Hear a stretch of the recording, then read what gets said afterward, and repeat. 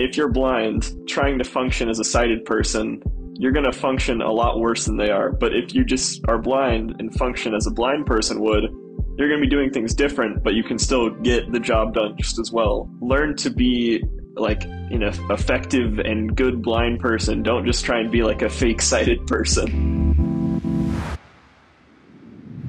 Welcome, Kim and Kai Owens from Navigating Blindness. Welcome to the See-Through Podcast. I'm excited to chat with you both. Thanks for having us. Thanks so much for having us. Yeah, you're in both two locations, but you're both in Georgia, right? That's right. I'm in Savannah, Georgia, which is near the coast. Yeah, and I'm in Athens, Georgia, where I go to college. Athens, yeah. So you're at UGA. Yeah. This is currently my third year at UGA, and yeah, it's going pretty good. I'm enjoying it. Go Bulldogs, right?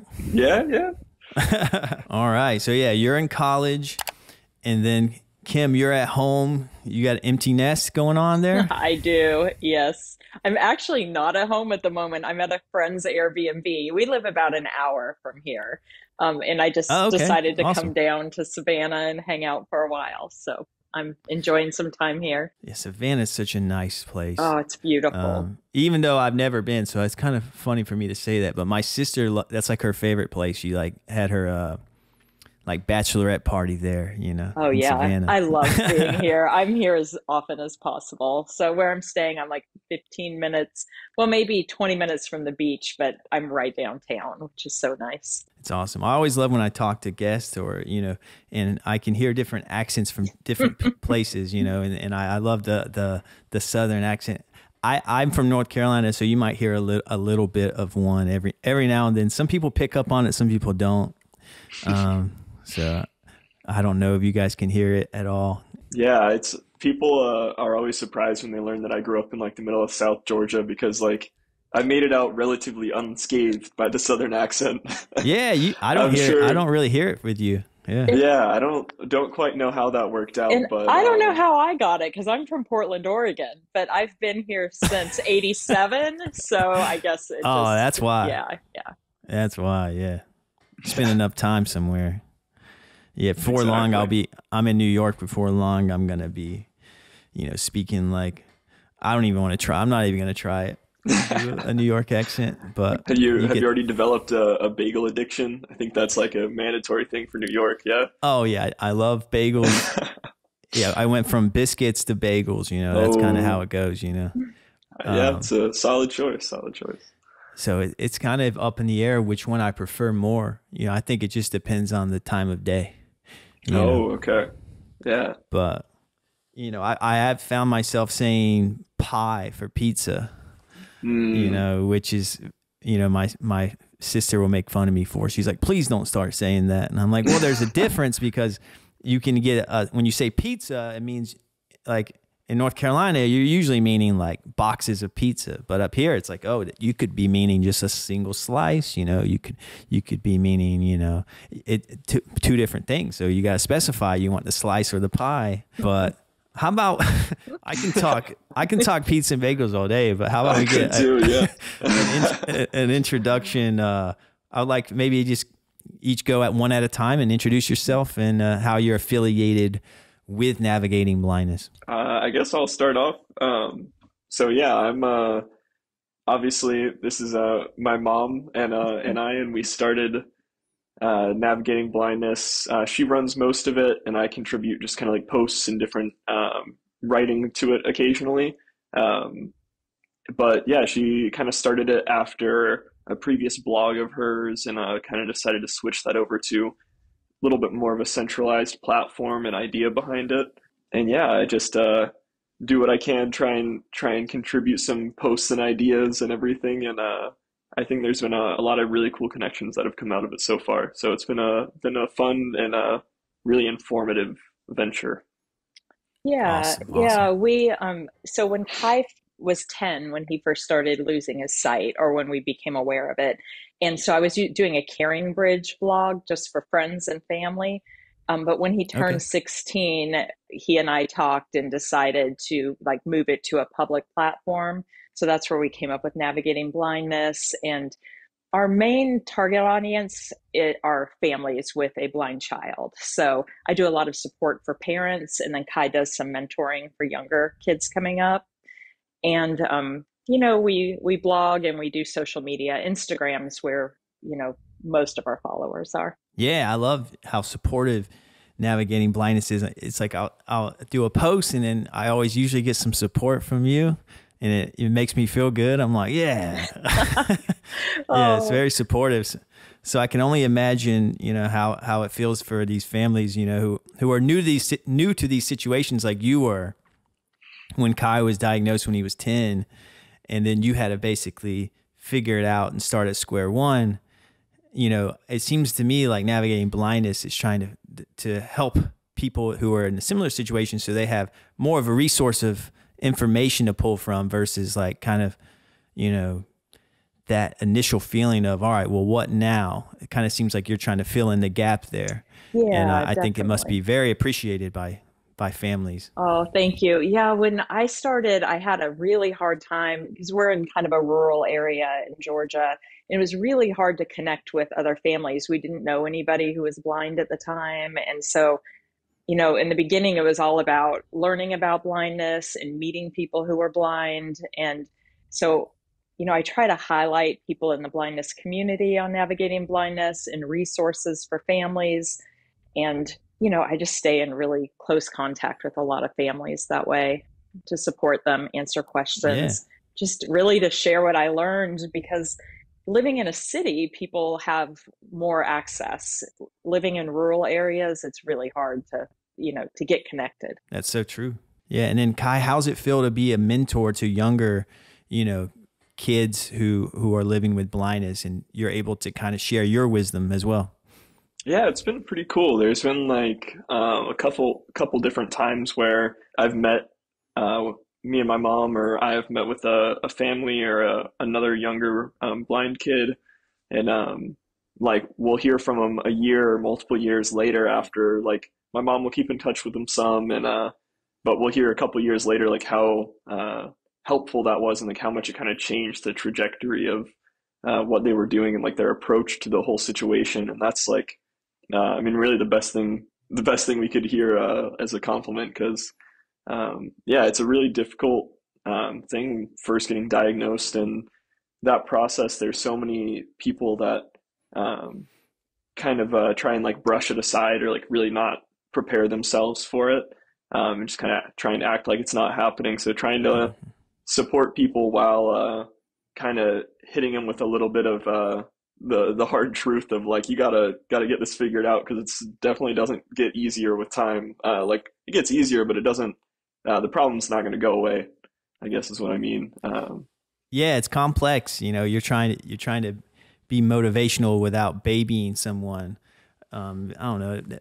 It sounds kind of like that, where it's like, all right, I'm encouraging you because this is going to be difficult, No, exactly. And sometimes there's like, it's like a tightrope you're walking on, where you kind of just want to give them a little push, a little momentum that gets them carried, and like kind of wind gets in their sails, and then they can kind of keep going on their own, Yeah, and a lot of the times it's not even stuff that's to be like super kind of expressly stated. A lot of the times just like these like families or other like younger blind kids just like interacting with someone who's kind of like been through it and is blind, and going to college now, doing my own things, living independently. I think like just them seeing that that's kind of like a possibility or an option, and like kind of just makes them realize that like the path they're going down isn't just some like super dark road with no light in sight kind of thing. It kind of gives them something to hope for, which I mean, I know was super important for me when I was first losing my vision, and met some older blind mentors who really helped me throughout the years. Oh, 1,000%. I think you're like obviously a pro at this point, Kai, both of you are professionals, in terms of navigating, there we go, navigating the blind space. Yeah.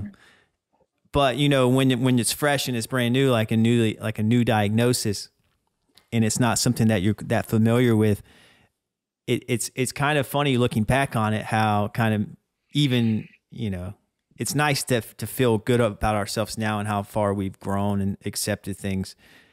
But it's kind of funny to look back sometimes, think about how ignorant, or at least I'll speak for myself, how ignorant I was, and kind of how poorly I thought of things. Like, oh, I'm going to lose my vision, therefore I'm not ever going to get a wife. I'm never going to do this. I'm never going to have a career. I'm never going to, you never, never, never, never, never. You think all these nevers. And then you just kind of need somebody. And that's kind of what's nice about mentorship, or me doing this podcast and talking to so many people, is it's kind of like people are just like, nah, you're good. Chill. It's okay. Yeah. It's like you kind of let yourself spiral, and you didn't have to.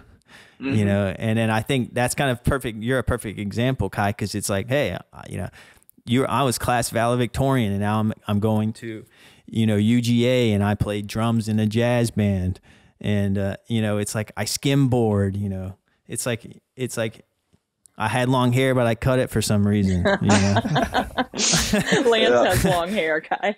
Yeah, yeah, it's No, but I totally agree. I think it's really important, and it's nice to be able to kind of keep that train of mentorship kind of going, because yes, it's there's got to be people in kind of each generation that keep it up, because yeah, it's definitely something that I think is really important. Oh, 1,000%. Yeah, I agree completely, and I think, Kim, it's also equally important for you and your perspective as a parent to share that, because a lot of people think that they kind of forget that other people, you know, family members, whether it could be significant others, you know, husbands, wives, you know, best friends, people, you know, other people have to learn as things move along too. You know, I've interviewed a guest in Indiog, and, you know, he was married, and then while married, you know, he lost his vision, and his wife had to adapt with him. So it's like people forget about, you know, the wife's perspective, you know, the mom's perspective, and it's like a whole world for them as well, you know, the kind of, you know, how to be supportive, but not, again, in the same way Kai has to be encouraging, but not too soft. It's like, how do you be a parent and guide without it, but let Kai basically learn enough to where he can feel comfortable and confident to be on his own, you know, and not have, you know, basically that hovering parent kind of dynamic. Yeah. You know. I think the hovering parents, those are some of the hardest to deal with, because, you know, they want their child to be independent, but they're afraid, right? They're afraid to let them go out independently, to do sports, to do anything where they're afraid they might get hurt. And it was a little different for us, because Kai had typical sight until he was like probably 8 or 9. And then we didn't really know what was happening. He went through a period of like really severe anxiety, and it took us several years to figure out what was happening. But once he found out that he was losing his sight, once we found that out, Kai was like, I don't want to stop doing anything that I love. I don't want to stop skateboarding. I don't want to stop skimboarding, you know, all these things that he was doing. And I didn't want sight loss to take things that he loved away from him. So I was like, let's figure this out. Let's figure out how you can do these things still. So, yeah, and that's something that the things that that you've done, like when I was like growing up and everything, that like really just kind of let me do my own thing, was like, I mean, I think it made such a difference, because like we see now like so many families and everything that like they're so terrified of something like bad happening that they're like almost like creating a feedback loop where it has to happen. Yeah, because like they don't give themselves any chances for anything to go right, really. Like they're just they're like keeping themselves so in a bubble that there's like no way that things could go well. Yeah. It's like it's hard. There's like this kind of force field of anxiety kind of around that creates this bubble around. So it seeps into the children, I'm assuming, because then they're going to start second guessing what they can and can't do based on the kind of emotions of the people around them and kind of what they're hearing and feeling, you know? Yeah. We would always say, you know, how do you feel when you're doing these things? Is there something that feels scary or feels unsafe? And then we would just like try to accommodate those needs without, you know, taking away the skateboard, taking away the skimboard, things like that. I mean, when Kai started feeling unsafe on his bike, he said, I don't feel safe on my bike anymore. We ended up with a tandem, and he would ride around town with his brother. So there was always ways to, to accommodate what he wanted to do. We had to get creative a lot in, Yeah. but really he was the expert. Like, we let him sort of lead the way when it came to activities. Yeah, and I think that was pretty helpful too, because like you were saying, Lance, like it didn't make me worry too much about like me like wondering what they're thinking about it, because like there was things that over the years that I did kind of like take a step back from a little bit. Like since college, I haven't really been skateboarding as much, because the summer right before college, I was on on a skateboarding trip with all the blind skaters, with like Anthony and Justin Bishop and Yeah. Coco and like a bunch of guys. And I broke my leg on that trip skateboarding. Wow. And I and it was not like there. right before. Yeah, yeah. It was Oh. just me and my brother up in I think that was in Detroit. Chicago. Detroit. Detroit, nice. Yeah. When that happened, made me kind of like take a step back, and like the reason it happened wasn't even anything to do with my vision. It was just a fall. I mean, it's just skateboarding. But it kind of made me realize like, oh, this thing's maybe not like as important to me as it is as like music and stuff is. And I was going to music school, and I still am, and I was like, I can't be sustaining injuries like this when I need to be like drumming.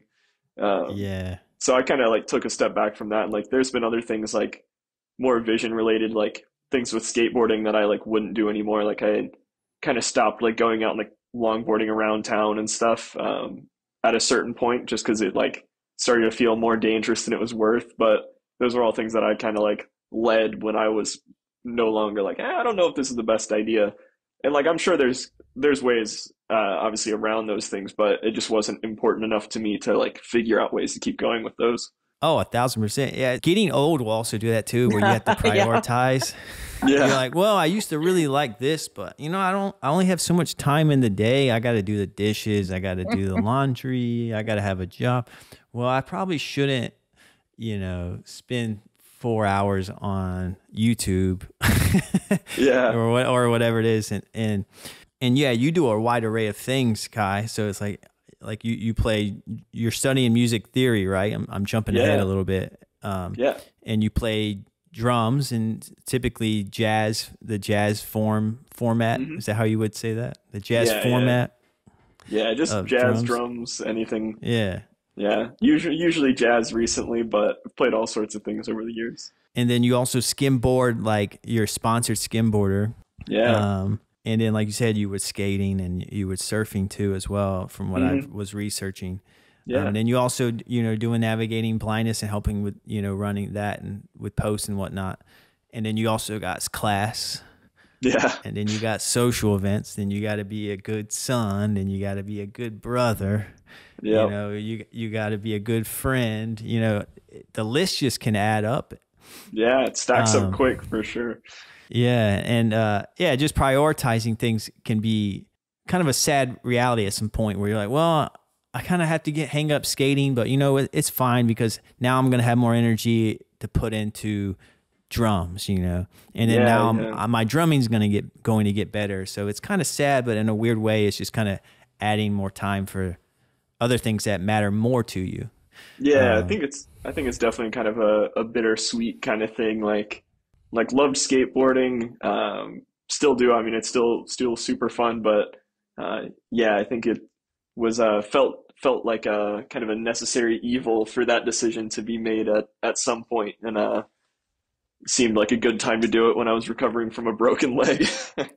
Broken leg is so serious. Yeah, and it made him not be able to get his guide dog. He had just gotten a guide dog match, and because of that, everything got pushed out a year. So he did eventually get another match, but just so much. I mean, he started school in a cast and crutches, started college that way, and then also couldn't drum because he had a boot on. So it was a mess.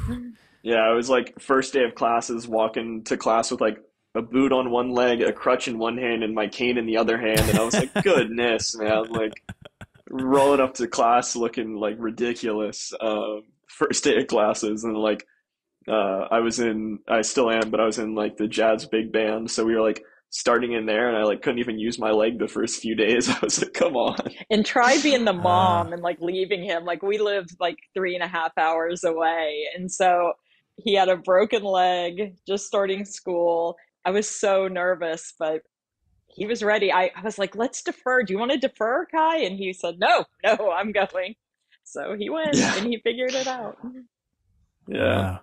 Yeah, that had to be anxiety inducing to, leave your son, especially like leaving for college. That's like the big like milestone marker for a parent, to drop Yeah. your kid off at college. And then, again, you probably had some practice though, letting that there's some anxiety there, but that's nothing new for you. You've been there before. And then I saw a post you did, and I was actually going to bring it up, where it was about anticipatory. Do you experience anticipatory joy or anticipatory dread? And you were kind of talking about, I think you were talking about Kai's college, going to college, and you were like, you had to remind yourself about all the accomplishments, all the wins you've had along the way to get to that point in time. Yes. And to remember the network and yeah. Yeah. But you tended to, instead of focusing on all the wins and how the proof of those wins is a good sign that more wins are to come, instead you start thinking about the future and what could go wrong. And it's hard to be present in that type of mindset. I tend to be that way, to be honest with you. I tend to be forward thinking. I don't really think about the past that much. I think more about the future, and it's normally not in like a fun way, which is kind of sad. You should think about the future and be like excited and be like, well, this is going to be awesome and this and this. But I'm like, well, what if I want that to happen, but what if this happens and makes that not able to happen, and then that happens and then this happens.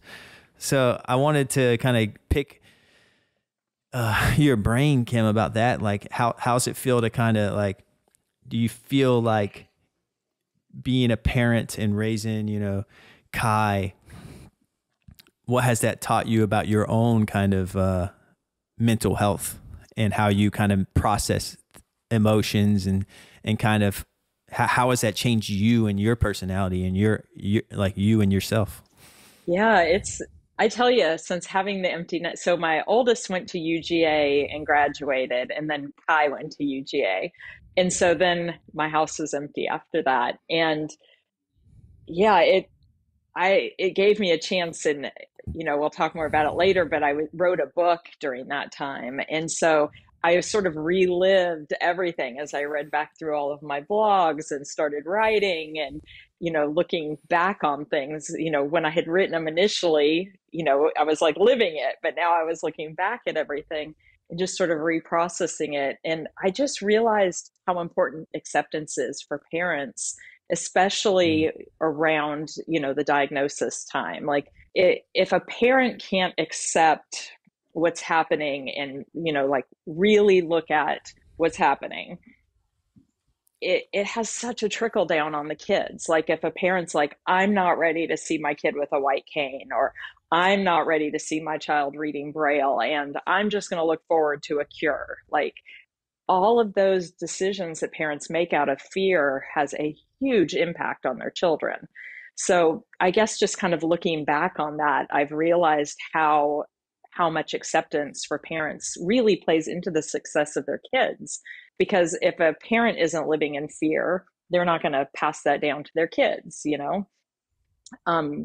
Yeah. And so I'm just really grateful that early on we met some good mentors in the blindness community, and I just believed them. Like I didn't know anything better. So, Joe Strecce, do you know Joe?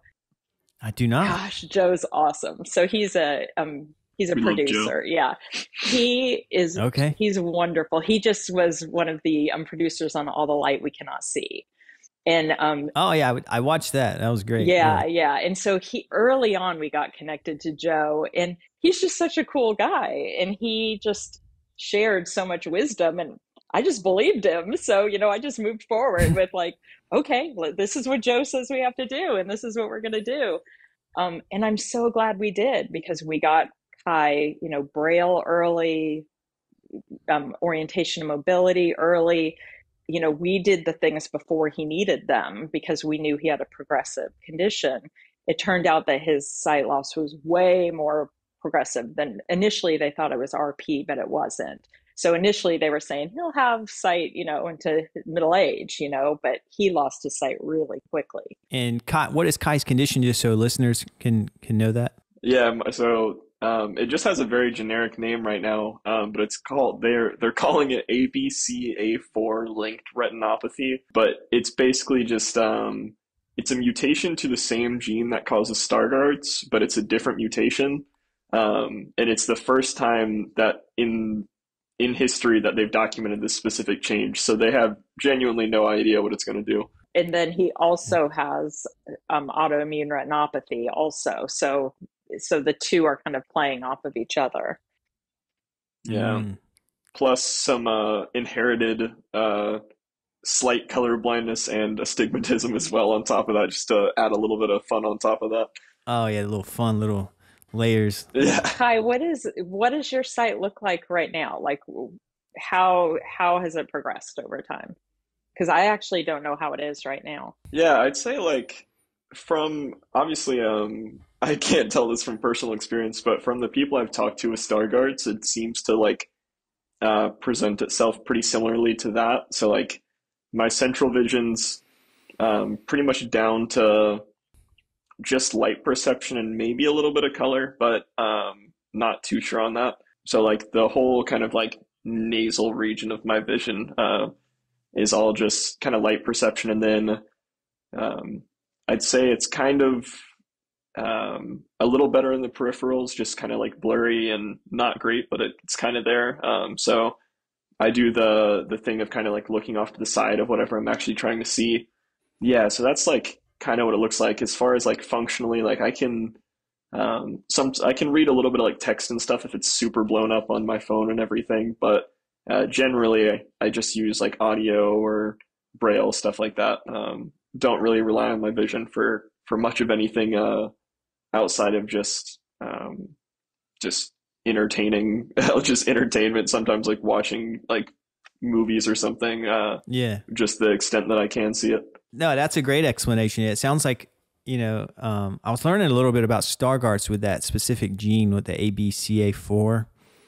There's a lot of interesting studies going on and clinical trials happening with that specific gene. Yeah. But we won't talk about that. But it is kind of interesting to keep up with because it's such a specific gene. They're able to really target it and do a lot with it. Yeah, for sure, for sure. Whereas RP, it's like very different. And there's like so many different versions of RP, so it's kind of hard to like pinpoint and solve. Like, whereas that since they nailed that specific gene, they can pour a lot of research into that. Yeah. So I'm kind of jealous. Yeah, I think the issue with Kai's is that since it's a mutation they've never seen before, like they'll focus research on sort of like the majority of people with Stargards have specific mutations. Yeah, so when they true. were explaining it to us, it was kind of funny, not funny, right? They called and they said, we actually found one other person who has the same mutation. And then they told us the date and the location, and it was Kai when he was younger. They had to run it again. So it's like, yeah, that was still him. Yeah, that's funny. I was going to say you have to go find the other person and you got to team up. But yeah, that's really funny. What a unique condition, to be considered the only person known with, a condition. It's kind of like the older you get, the more stuff like that kind of has some humor to it, in my opinion. I know. I hope they like name it something cool or something. It's like, oh, I'm the only one, huh? Yeah, I know. Stuck with a generic name. And a bunch of confused doctors. They need to name it after you. Yeah, maybe. Maybe that'd be bad. I don't know if that's a good thing, honestly. They should name it something cool, though. At least make it seem like something neat when I have to tell people. Yeah. That's awesome. Well, let's go back. So you were diagnosed at 10, and then it kind of progressed.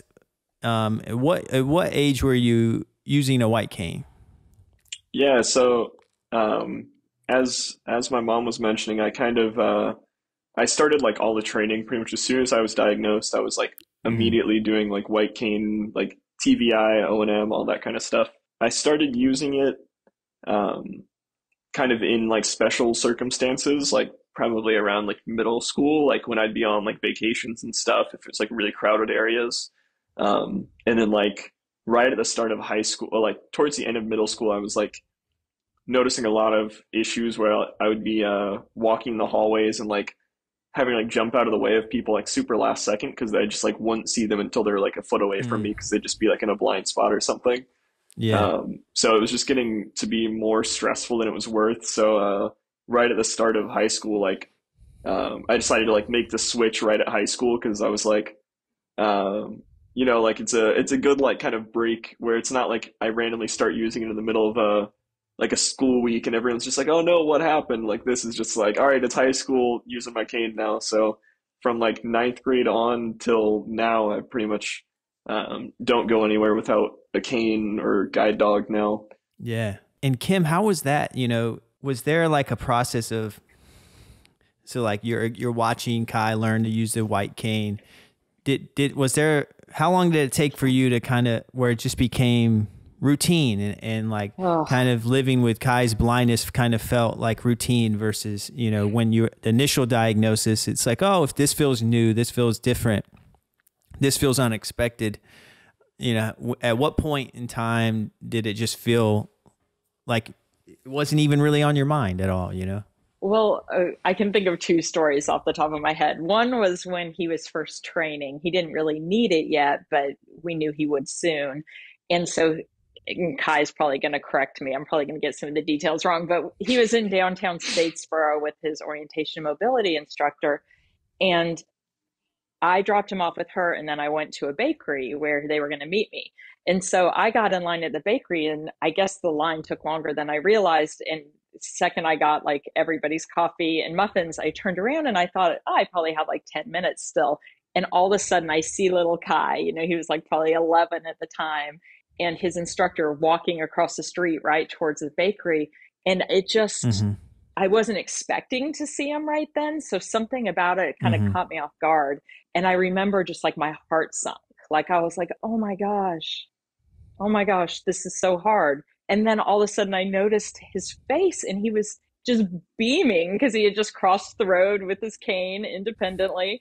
And I was like, wow, I really need to lay down like this story that I have, that this is sad, because this is not sad. Look at him. He's doing amazing. He's proud, he's independent, and this is just like this story in my mind that's not even true. So that was the first one that like really hit. And then we went to um I I don't remember how old you were, Kai, when we went to DC, but he was starting, his instructor said, use your cane the entire time that you're in DC just to get used to it. And I kept saying, Kai, there's a curb. Kai, there's this. And he finally just like turned around and looked at me and he's like, if I'm going to use this, then you need to stop telling me when there's a curb. Yeah. Yeah, it ended up being like my out from getting mom's constant warnings and stuff in my way. I was like, all right, I'm gonna use this because then at least I won't have to hear that. Yeah, for real. Like it got so bad that I'd be walking with a friend and I'd be like, watch out, there's a curb. And then I'm like, this is ridiculous.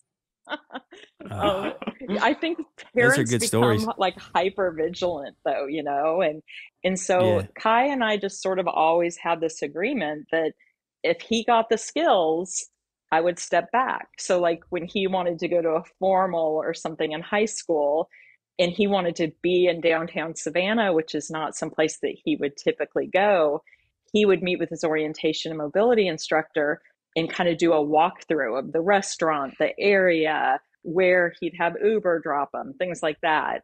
And then I would be like, okay, you had the training, go for it, have fun. You have the same curfew as your brother would have. So we just always kind of had this agreement. If he did the work, I would let go. It's good deal. Seemed to work out well. Yeah, I agree. It was made things a lot nicer. And I mean, I still do a lot of those same things. Like if I'm going somewhere like new, like Yeah, like if I'm going to like meet up with a friend or somewhere or like go on like a first date or something, haven't been on one of those in a little while, but if I was like going on a first date somewhere I like don't know very well, I would like kind of go scope it out beforehand, or like even if I'm like the little like recent story, I like had a date with my girlfriend for Valentine's Day, and I was cooking her dinner, and I was doing like a new dish that I had never made before. So I like made the whole thing like 3 days before, and like made sure I knew what was happening, because I was like trying to like follow recipes and stuff while you're like trying not to look ridiculous in the kitchen and like trying not to like burn the house down. I was like, all right, let me make sure I know what I'm doing. Yeah, that's hard to do in general, man. Yeah. Cooking is something I still haven't. I'm getting better. Yeah, same here. Same here. I Yeah. just hated Doing our the best. food he hated the dining room food after the first 2 years. So he was like, I got to learn to cook. And he Yeah, has. the dining halls at UGA. It's a nice flex though on you, yeah, Valentine's Day, I'm going to cook dinner, Yeah, exactly. that's a good move for sure. No, for sure. It's a Yeah. solid choice. You both have this really nice, mother-son relationship. I'm very close with my mom, and she's legally blind. So it's kind of like flipped in a way. Like I have RP myself, but I'm not considered legally blind, like, so I have like a reduced peripheral vision. And I have some central blind spots. And then statistically, the statistic is by 40 with RP, you're considered legally blind. Mm. So it's like, I kind of know I'm heading that way. Like my mom has around like 5%, her central left. So it's kind of like, in a weird way, I can kind of forecast, who knows, it's unpredictable, but I can kind of forecast where my vision's heading. But growing up and seeing my mom's vision loss was kind of a unique experience, where my mom, when I was diagnosed, my mom was very upset and like cried about it, because she knew she kind of felt guilt that like she passed it to me. Mm. So I guess what I'm trying to say is there's this weird dynamic, or not weird, but there's this unique and dynamic that can kind of form with vision loss with family members. And I feel glad that I had, the support of my mom, the familiarity of my mom's vision loss, to kind of, because I know some people struggle when they're the first one diagnosed, like Kai, you're the first diagnosed, in your family with this condition. But it sounds like you had the support of your family, which kind of helped push you, and you've kind of excelled and gone above and beyond. You're killing it. But it's like, I don't know, that support must have meant a lot to you. And I just kind of wanted to ask you, like, how important is having a support system, to thrive as much as you are? Oh man, I think it's honestly like everything. Like I think like so many, like whether it's like family, friends, like everything, mentors throughout the years, like having people, whether you're blood related to them or not, like whoever you're close to, like building up that support system. And like when you're trying to kind of like figure out all these new things with like vision loss, especially like with progressive conditions or like kind of like recent things, you're going to be trying a lot of things, and probably still like you're probably going to have quite a few fails of like attempting to do new things and not quite making it work. So like having some people to kind of help pull you back up and like push you forward and make sure you keep going, because it's pretty easy to like get discouraged by things sometimes. So yeah, I know personally I would have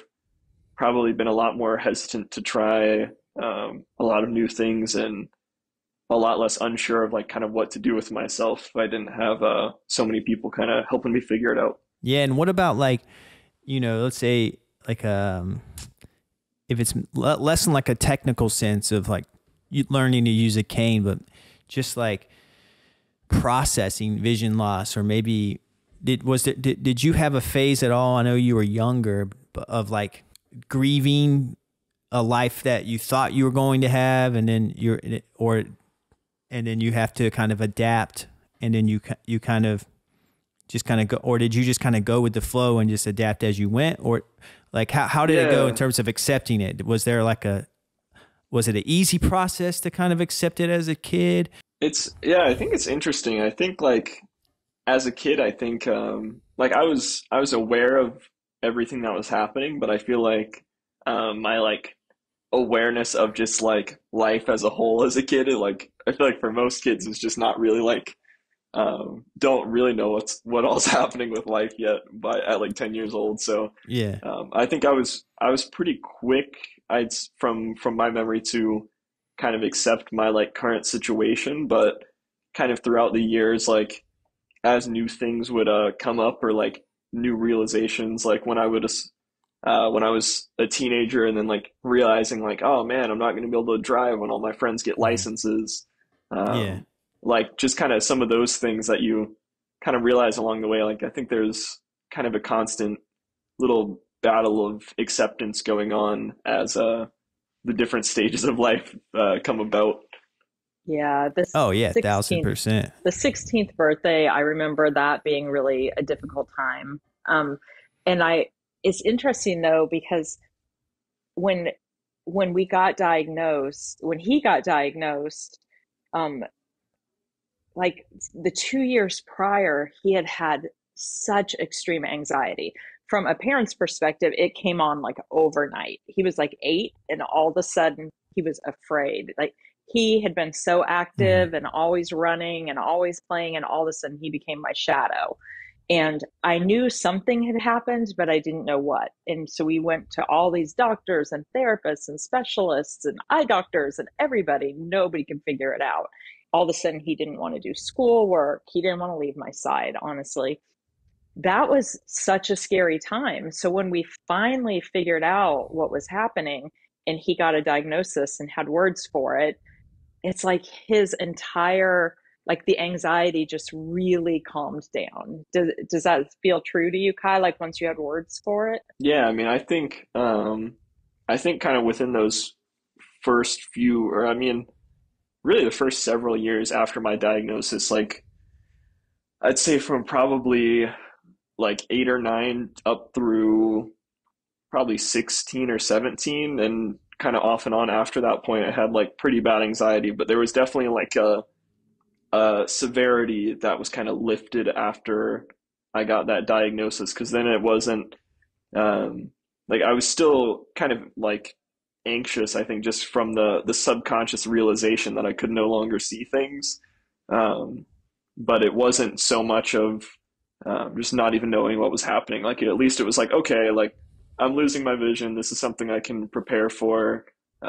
It's not just like some complete unknown where I'm just all of a sudden dealing with this like really like difficult level of anxiety, like on a daily basis for what seemed like no reason. That's a great point. I think anxiety tends to be like the fear of the unknown.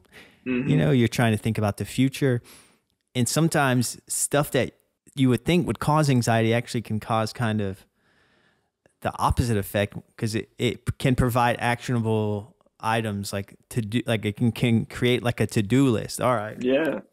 You know, I learned like they put a name to your, you know, your eye condition. You kind of learned what it was. All right. It kind of solves that fear of the unknown. It's not anything to do with like, you know, your brain or anything like that, you know, because who knows what's going on. It could be I've heard, you know, stories where it's like brain tumors or, you know, things of that nature. Yeah.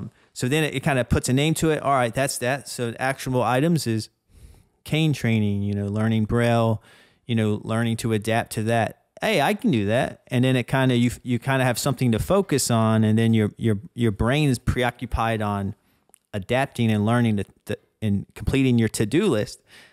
So I just wanted to bring that up because I think that's something that a lot of people with anxiety, you know, should kind of remember. It's like, hey, what's actionable? Or if you have something that's really bothering you, that's kind of the unknown, try your best to try to figure out what it is. Yeah. And then try to make an actionable list to get you out of that mode, because it's hard to get out of that mode sometimes, and sometimes you just need one little nugget of information, one little nugget of support from a family member. Hey, it's going to be okay, even if it's worst case scenario, I'll be here, that type of thing. So I'm assuming that having support of your family, Kai, probably provided a lot of like a comfort blanket to you. I'm imagining of like, you at least knew that you had support of your family there. Yeah, no, for sure. It was like, I think when my anxiety was first really bad, it was like I didn't even know. Like I guess in the moment, it's like it's kind of hard to even tell when that onset happens when Yeah. it's to you. To me, I was just like so caught up in the anxiety that I wasn't even thinking about like, oh, what's causing this? I was just like, Yeah, and you were so little too. Like Uh-huh. all of a sudden he just was afraid. Like he would say things like, I think there's something over in the bushes. Like I think it was that like parts of his sight were missing and his brain would kind of fill in that area, but we didn't know he was losing his sight. So all of a sudden things sort of around the edges became scary for him. yeah. And I think there was even times of just like, I think like frustration and confusion on my part and the like family's part of like they would point something out before we knew of my like vision issues. Like we'd be like driving and they'd be like, "Oh, there's a deer on the side of the road," and I'd be like, "Where?" And they're like, "It's right there." I'm like, "I don't see it." And they would, I think for a little while, like they would think I like wasn't like paying attention, and I would just be Yeah. like, "I don't know what they're talking about. I can't see a deer." Yeah. I think there was just a little bit of that like unknown kind of causing like that like kind of confusion and miscommunication just because like none of us knew what was happening. Like we were all just like Yeah. taking our best guess at life at the moment. Yeah, I remember he was, we didn't know what was going on, but he was so anxious. And one time we were watching TV as a family, and all of a sudden he said, "Why did that van just drive off of the parking deck?" And we all just like stopped and looked at him. We're like, "There's no van on the TV screen and there's no parking deck. Like, what are you talking about?" Well, we didn't know he couldn't. I mean, he had been going to an eye doctor regularly. We had no idea he couldn't see. Yep. I mean, that would be confusing. Yeah, that would be It very was. It's confusing. wild. It was so Yeah. scary. It was scary for him. It was scary for us as his parents, not knowing what was Yeah. happening and how to help him. Yeah, and in a way, it's like blindness is a win, Mhm. over, not to compare apples to apples, and or to say one disability is easier than the other, not to do that, but it's like, blindness is something, you still have a healthy brain, you still have a healthy body. Yep. You can still play drums, skimboard, all these things that you do. It's just your eyes, and I think Yeah. in terms of creating that story that you were talking about, Kim, where you saw, Kai, when he was doing this cane training, and he was really happy about, crossing the street. And then you realize that you had this story that you've Yeah. created in your own mind that you had to kind of let go.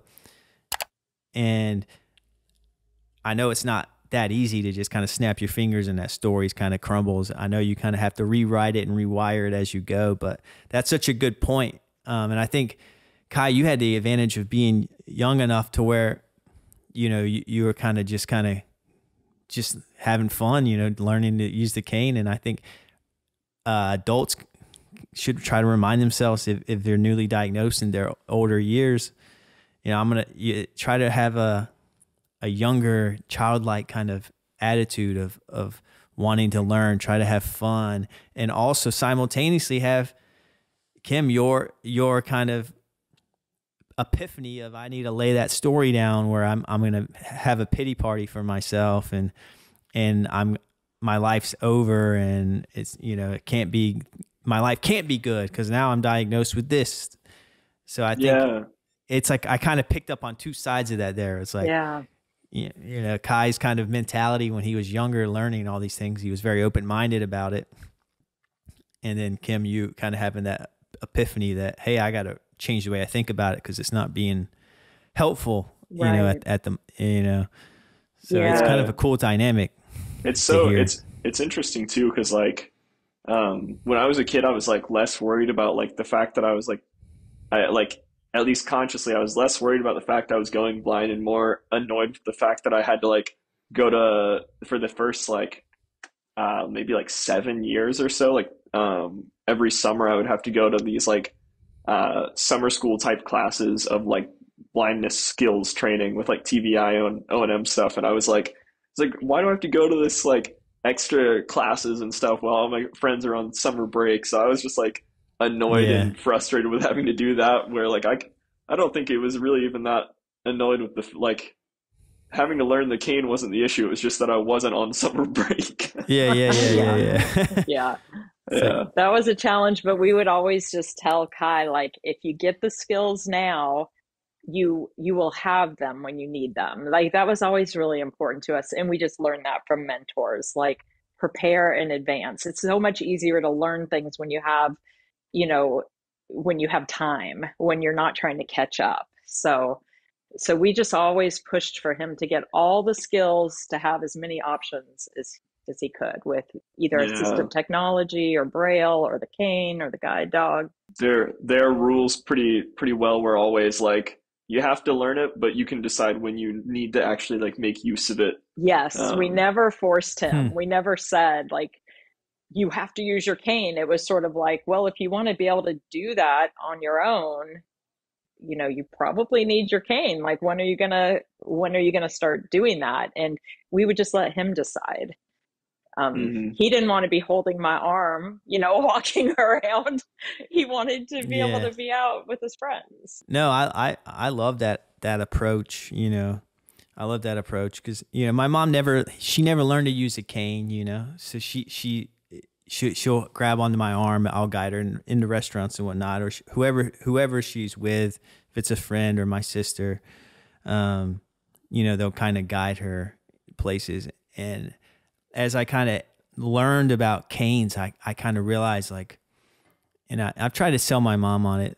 But I don't know. I think maybe I'll convince her at some point to get cane training, but I kind of see how much that I see the benefits of the cane, in terms of navigating by yourself and being more independent and not having to rely on holding on to my arm or whoever's there.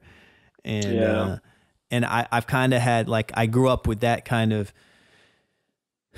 my mom's a great mom. I love my mom. We're very close, but in terms of preparing myself for what's to come with my vision loss, I'm taking a different approach, than how my mom kind of processed things. But it's also, it was a different time for her, Yes. too. She was, so yeah, it's just kind of interesting because, you try to forge your own path and kind of learn from those around you. And, I think, Kai, that's a huge advantage you had, to have, parents saying, hey, you need to learn this. I'm gonna sign you up for these classes. And then you're basically ahead of the curve, versus getting to a point where no one is pushing you.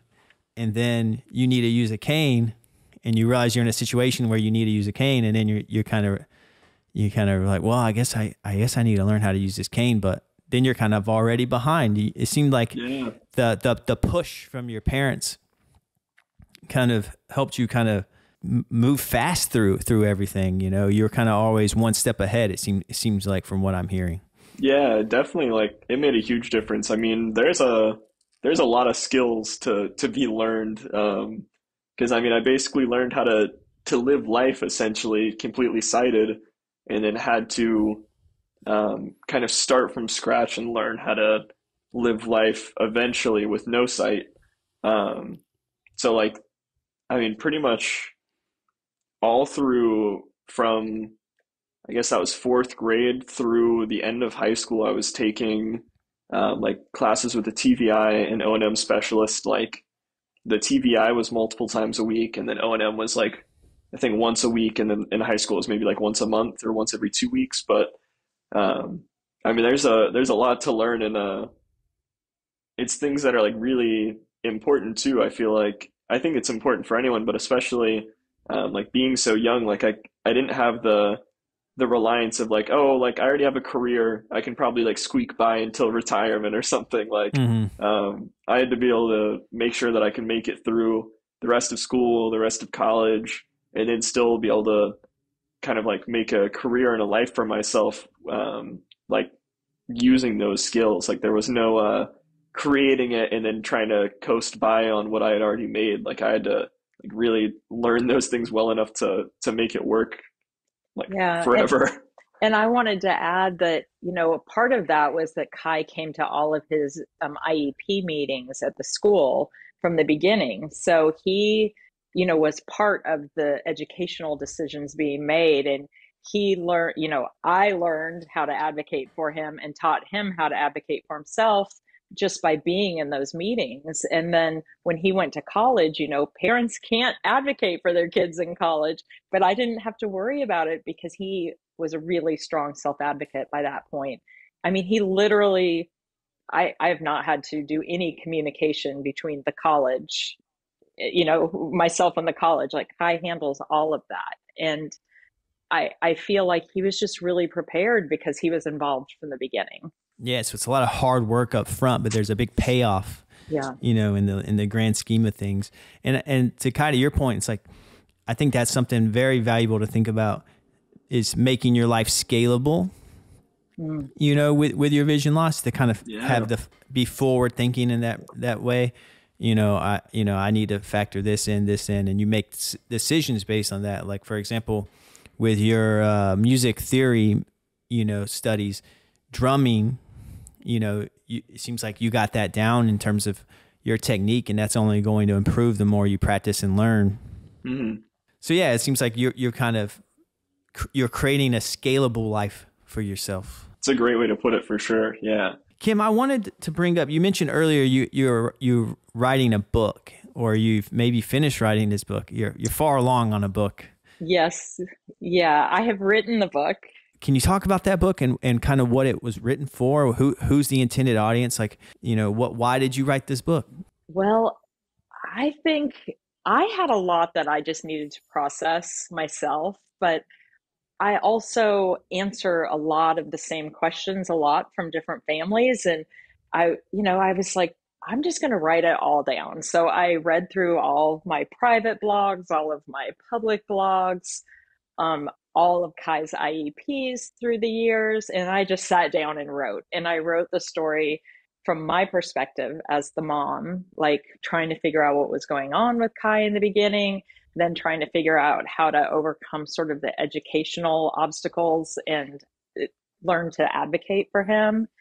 And so the book is broken into 3 sections. It's about my own acceptance process. And then it's about how I built a Community of support from a rural area. You know, it was really hard. And then the final part is the educational / tools portion of it, like getting Kai the skills he needed. And so it's broken up into those sections. And like, it's the book that I wanted, right? Like, it's the book that I wish somebody would have handed me when I got Kai's diagnosis. So I had families in mind. I had other parents in mind. But it really turned out great because Kai read it and decided to write the epilogue. So he wrote the end of the book, talking about getting his guide dog and going to college and all the things that he's experienced independently. And then his main mentor, Joe Strechay, wrote the introduction. So it's really, it's kind of a group effort, right? And so currently it's with a literary agent and she's trying to find a publishing partner for it. So I don't have a date for release yet, but it's coming. It'll be out there. Yeah, the structure sounds awesome. And kind of the idea of writing a book for someone who was in your situation. You know, I kind of love the sound of that. That's kind of my idea behind this podcast, is like my younger self would have loved hearing these conversations. And in the same way, Kai, you mentioned having that mentorship and how it kind of eased your mind. It's the same kind of thing. You know, you want to help ease other people's minds, because we talk about that anxiety, that kind of whirlwind of thoughts. All you need is someone all you need to do is educate yourself a little bit. And then sometimes you kind of eases that kind of whirlwind. And it sounds like your book's kind of going to be great, because I imagine as a parent, there was a lot of behind the scenes work, in terms of, especially in like a rural setting, like you're talking about, where maybe there isn't a designated teacher, O&M instructor that's easy to get access to, or certain books that Kai would need, or what, finding access to everything that you needed to have Kai be ahead of the curve and learn, things as he needs to learn them. You probably had to do a lot of pushing and research and phone calls and setting up.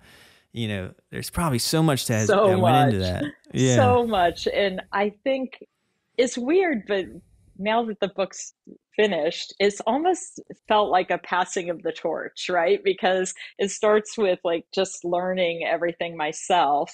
And then, all of a sudden Kai's doing all these things for himself. And it's like, it's time for me to step back. So like the book is really just to help other parents. And then also, a way to contribute while also stepping back and letting Kai, just live his life. He calls me when he needs me, but he's doing great.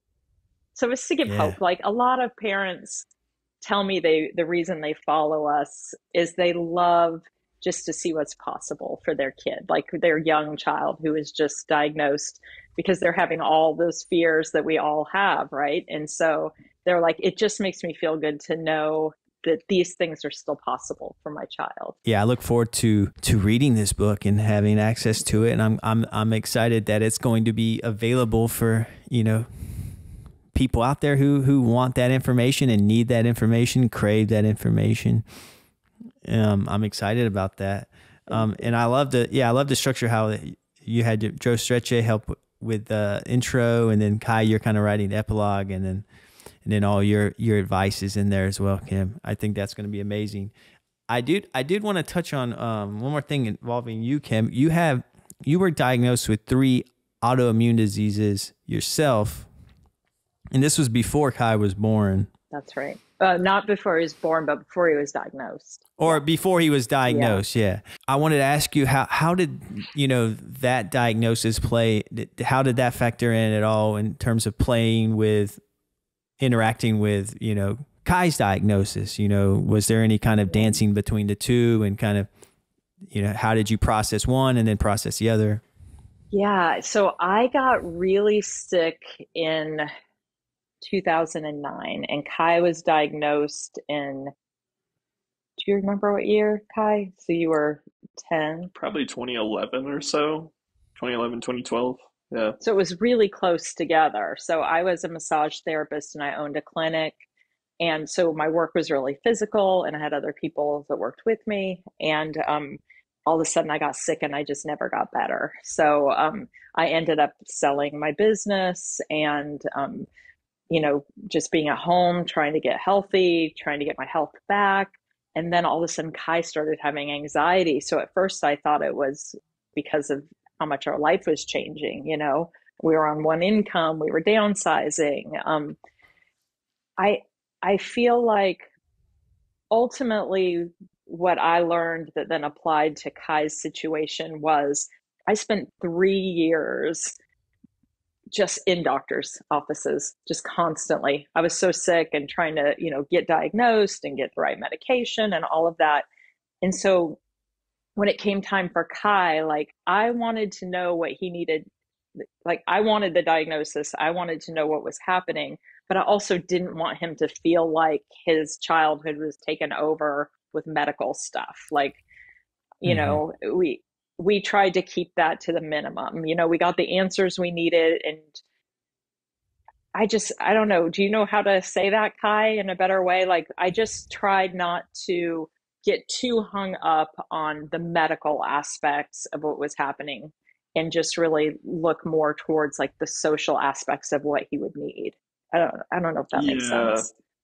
No, for sure. I think just to expand on that, like once we had any idea of what was happening, like we kind of like laid back, just would check in with the doctors every, however much it needed to. I think every it was year. Yeah, every year just about, and then we'd go to whatever bigger research-based doctors or like hospital, like we went to Emory for a while. Yeah, we really just did kind of the bare minimum to like make sure that we were up to date on everything and keeping track of things. But we weren't just constantly like trying to track down new doctors for new opinions or new research or cures and stuff. Like we were just like, all right, well, we got what we need, and we're gonna go live life until we need to come back here in a year. Yeah, because with my diagnosis, like there was no cure, right? It's just treatment. So it's something I'm gonna be dealing with forever.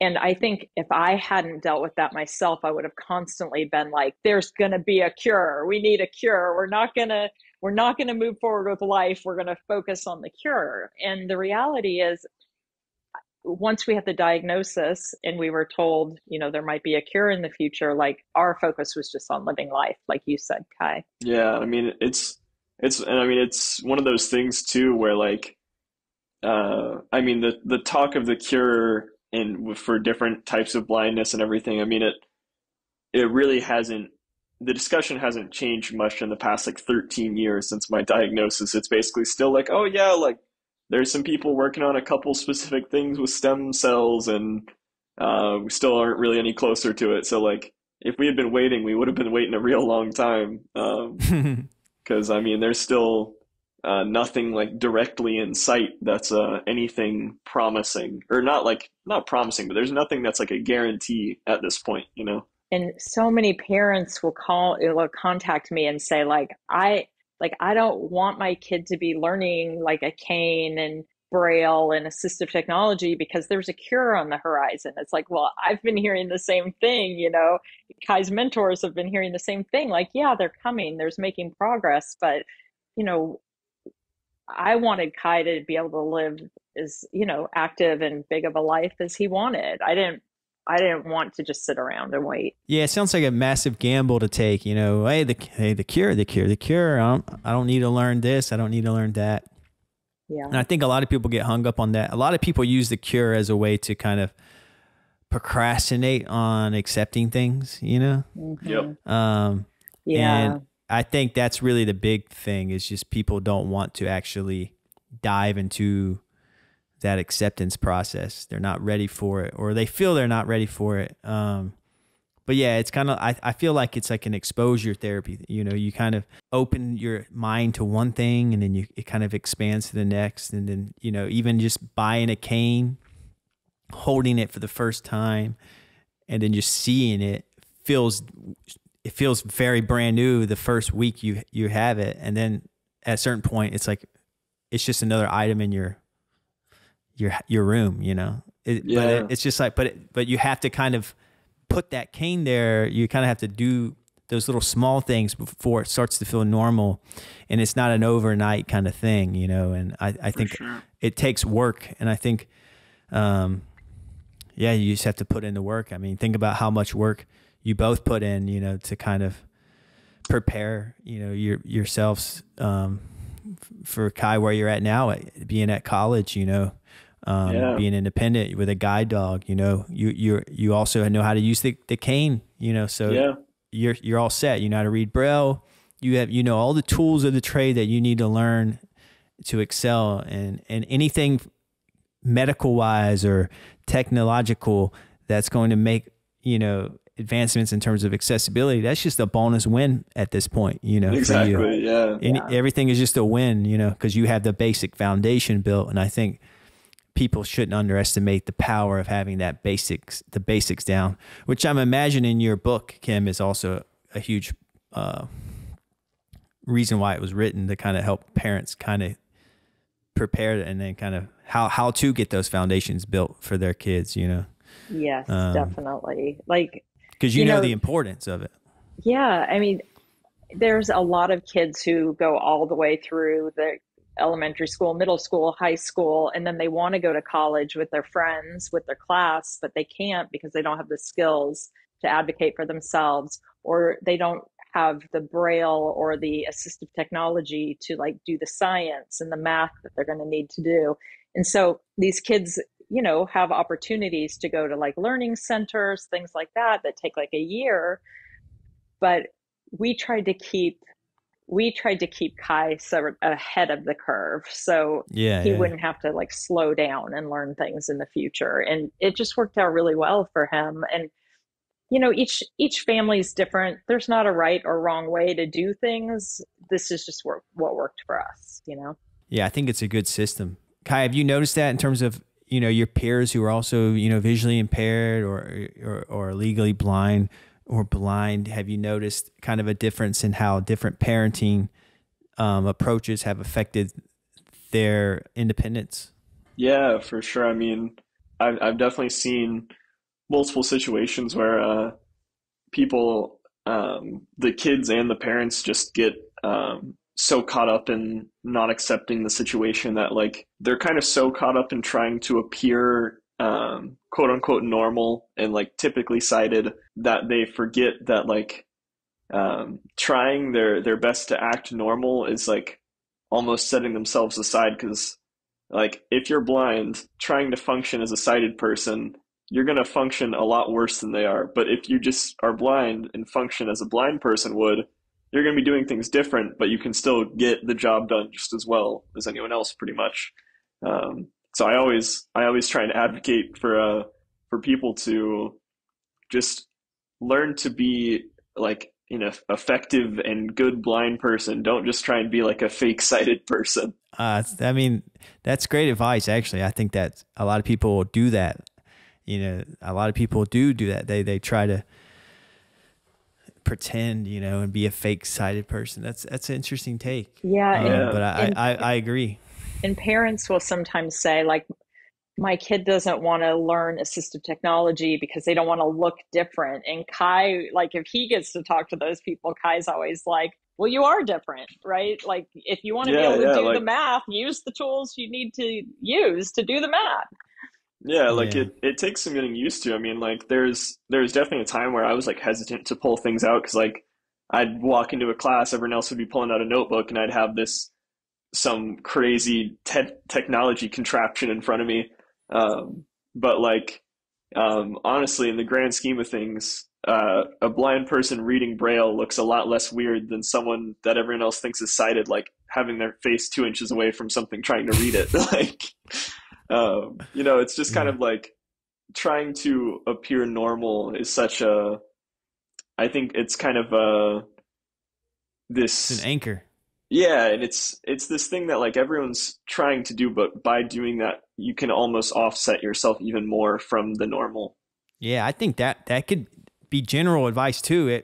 People are trying so hard to fit in and be someone they're not, even outside of the disability space. It's like just be yourself. Quit trying to be something that you're not. Yeah, you just gotta accept where you're at and make it work. And I've learned that. From watching Kai, because as a woman who's chronically ill, sometimes it's hard. Like I want to make plans way out in the future, and I want to like fill my calendar with all the wonderful things I want to do, but I am sick a lot. I don't feel well a lot. So I just kind of have to take it day by day. I have to communicate clearly about, what my health is like. And sometimes that's hard and I kind of don't want to do it. But then I'm like, Kai does it. I can do it, So, he helps me in a lot of ways too. You're both good influences on each other. Yeah. We try and keep it together. We won't talk about the bad influences that you both are. I do want to bring up too, you both sell apparel. Speaking of bad influences. Yeah. Speaking of, Mom, do you want to explain, or you want me to? Well, I'll start. You might have to bleep out some of this. It's just a family show because I'm going to be using the F word. But go for it. So in the beginning, like Kai, like people would say things like, "Are you really blind?" Or they just didn't understand blindness. And Kai came up with this slogan like, blind, or yes, I'm blind.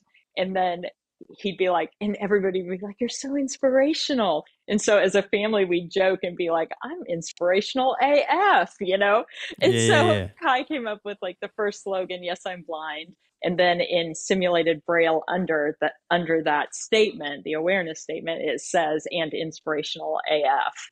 Or he has one that says, white canes find obstacles. And then, so that's the awareness statement, but in Braille, it says, fucking move, please.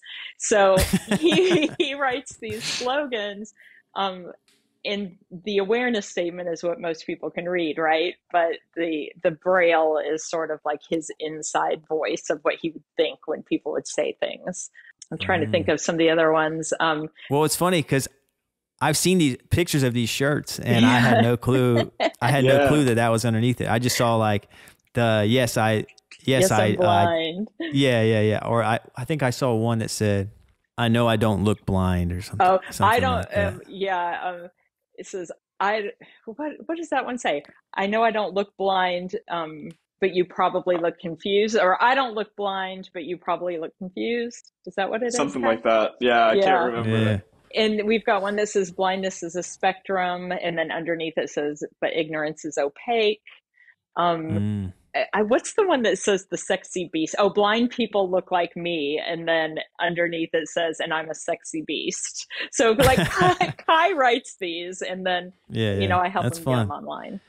I like that the braille's kind of like the inside joke, Yeah, exactly. Because when people see those, like, it was kind of our spin-off of all the really cheesy inspirational shirts. Like every shirt that you see with braille on it, it's just like fearless, and it has it like matched in braille underneath or something. So like it's all these just like goofy, switch it up. Like just like it's like just trying so hard to be like cheesy. And I'm like, most of the, like, not everyone who's blind wants to wear something like that. Like I know so many people who are blind, and I mean, like, everyone's attitude, I mean, it's just different humans. Like we're all just have different senses of humor. And I know a lot of people who use humor and all that to cope. So your latest one, Kai, says nothing to see here, folks. Or what? Yeah, it says in print it says nothing to see here, folks, and then in braille it says I don't do tricks. Because so many people are staring all the time at him. And I think one of my favorites is in print it says I can't see you, and then in braille it says but I can hear you, dumbass. Or I can't count. Or what's the one? Yes, I'm blind. I can't count your fingers, but I've got one. But I've got one for you. Is in braille. Yeah. So he's got like 40 slogans. The brainstorm sessions for these would be really fun. Oh, they're pretty funny. Yeah. They're usually us just throwing out numerous phrases, and most of us just being like, no, that's not funny. Like Anthony Ferraro just posted his baby girl wearing one of the onesies, and it says, my dad is blind, and then underneath it says, and way fucking cooler than you. He just has he's got like 40 slogans online. So, and it's at iswearapparel.com. iswearapparel.com. Yeah, I'll have a link in the episode description, so if you want to click that, you can see all the options there, and just go show some support, buy some merch, have some fun. They sound really fun. It's fun, and it goes towards my college fund, so that's right. It's helping yours truly out. Yeah, you can help Kai buy some groceries so he can cook some meals for some ladies, He's got your number. Oh, goodness. And the book's not out yet, but that's on the horizon. So follow, make sure, if you're not already, to follow Navigating Blindness on Instagram. I also have the handle is at Navigating Blindness. And I'll have a link in the episode description, so make sure to follow them there. They also have the website. It's navigatingblindness.com. It is, yeah. And there's a lot of blogs on there. So, that's tons longer of blogs. Form. Yeah. And then we also have the social media. Yeah, there's a lot on the website to pull from. There's articles or a blog post about specific things. Like there's one we didn't cover in the episode, but just to kind of entice you, just a taste would be like, one blog I saw was about what to do if your Uber denies you because of your guide dog. So there's a lot of helpful information on there that I'm sure would be, appealing to a lot of people listening. But I wanted to give you both an option. Is there anything else you wanted to promote? I think that's just about anything. Your band, Kai, Swing Theory. Yeah. I guess I'm the band leader for a jazz group in Athens, Georgia. We play gigs all the time. We're called Swing Theory. We're on Instagram at Real Swing Theory if you want to come see a blind guy play some drums.